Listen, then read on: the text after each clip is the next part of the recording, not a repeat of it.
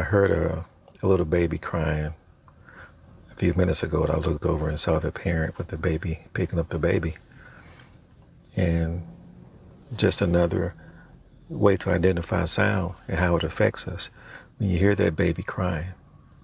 So it's right as every time I speak, there's another sound. When I'm speaking about something particular, something else comes up that gives me an opportunity to segue into something different. So I heard a truck that has a reverse alarm on it. So when I hear that, if you hear that, you know that it means that that vehicle is driving in reverse, it's backing up. So be cautious. So to me, when I hear that, it makes me feel cautious. I look around to see where it is, if it's close to me, or if I'm next to it, I already recognize what is happening. Without actually having to see the light, the reverse light on the truck, I can tell that it's backing up because of the sound that it makes. Now back to the little baby that was crying. When the baby was crying, and if you're a parent and you hear a little baby crying, again, how does it make you feel? Does it affect you in any way? Of course it does. Because if it's a baby crying and doesn't stop, you think something is wrong with the baby. Is the baby hurting in some way? So your feelings change from not worry to worry.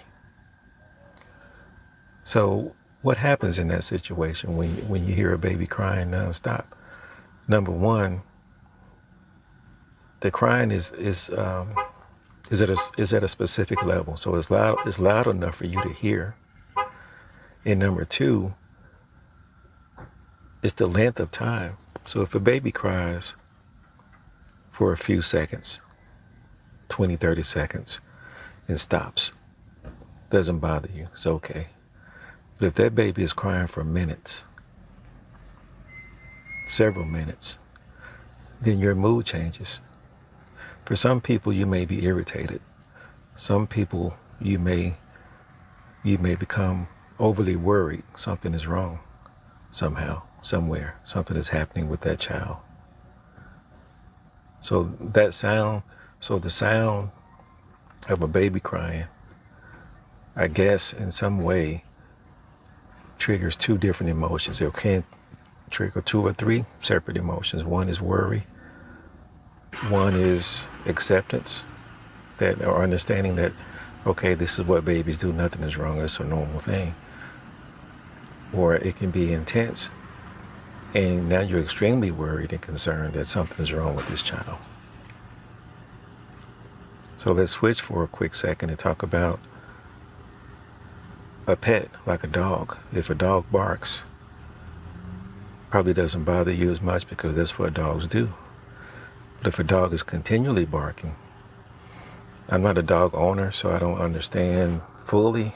I'm only speaking from what I perceive, or some small piece of experience that I've had with dogs.